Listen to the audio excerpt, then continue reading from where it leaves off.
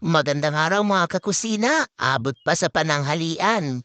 Welcome sa isa na namang edisyon ng ating kusina serye. So ngayong araw ay nagluto ako ng botis. Pero lagyan ko ito ng coconut milk.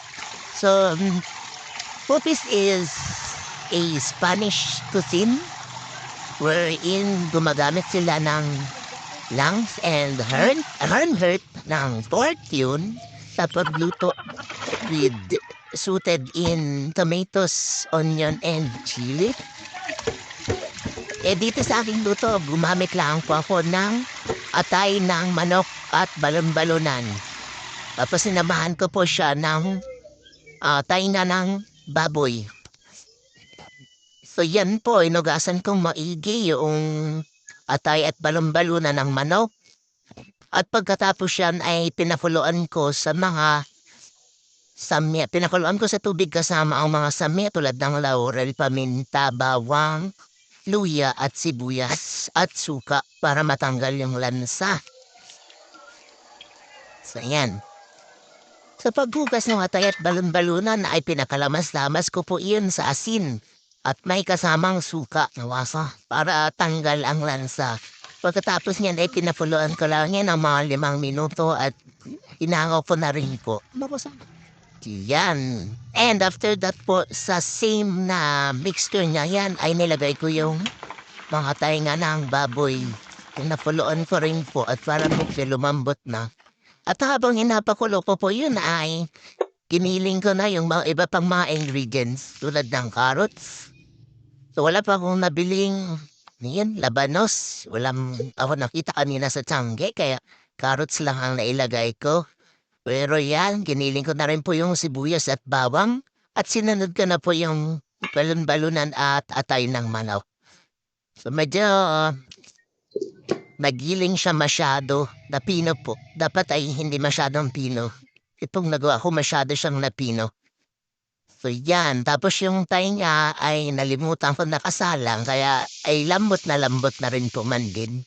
At yun ay giniling ko na rin, hindi ko na lang na-videohan. At pagkatapos kong maiprepare yun lahat ng ingredients, nagsimula na pa akong magluto. Nag-isak ako dyan yung giniling kong bawang at sibuyas. Inisa ko na yun, tas sa mantika, tas naglagay ako ng 1 kutsarang margarine. Pagkatapos nun ay nilagay ko na po yung mga karne.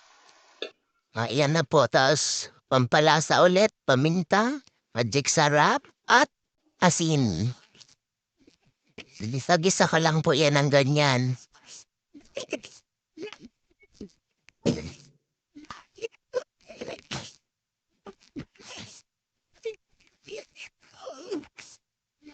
Ayan na po.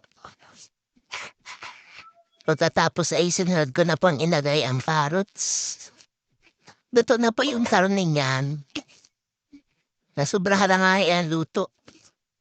Nalimutan ko kanina at nalibang ako sa paggiling ng mga ibang ingredients. Luto masyado yung tainga ng baboy. Yan, pagkatapos po ng carrots ay halo-halo ulit. Yung ganyan lang po. Madali lang naman pong magluto ng botis. At naglagay ako ng kaunting ano po ito? Oyster sauce. Konting oyster sauce. Ayan. Ay, ito pong nahalo ko na ito. Ito yung anato powder. Nilagay ko na po siya doon sa gata. Hinalo ko na po dyan bago ko binuhos dyan sa aking inalupong bopis. So, nilagyan ko po ng anato powder para medyo may pangkulay. Ayan po. Kaya sa paggiling po pala, hindi dapat masyadong pino. Yan, tapos nilagyan ko po siya ng vinegar. At yan po ay luto na. So medyo paimpisin na lang natin yung sauce o yung sabaw. At syempre, hindi po mawawala yung sili. Nakulangan pa ako dun sa halang kaya nagdagdag ako ng siling labuyo. Ayan na po. Yan. Paininin ko na lamang po yan at yan naman ay luto na. Napapadali po niyang lutuin. Simple dish pero masarap na pang ulam. So yung iba po hindi naglalagay ng coconut milk. Pero pag ako po'y nagaluto niyan, so nalagyan ko po siya ng coconut milk. Para mas masarap po ang lasa.